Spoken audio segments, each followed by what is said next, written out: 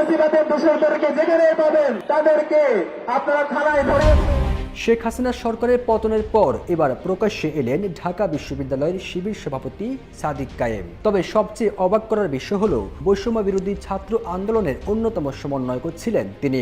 সামাজিক যোগাযোগ মাধ্যম ফেসবুকে এক পোস্টে সাদিক কায়েম জানান তিনি বাংলাদেশ ইসলামী ছাত্র শিবিরের ঢাকা বিশ্ববিদ্যালয় শাখার বর্তমান সভাপতি। সাদিক কায়েম ঢাকা বিশ্ববিদ্যালয়ের রাষ্ট্রবিজ্ঞানের শিক্ষার্থী। হঠাৎ করে প্রকাশ্যে আসা কে এই সাদিক কায়েম?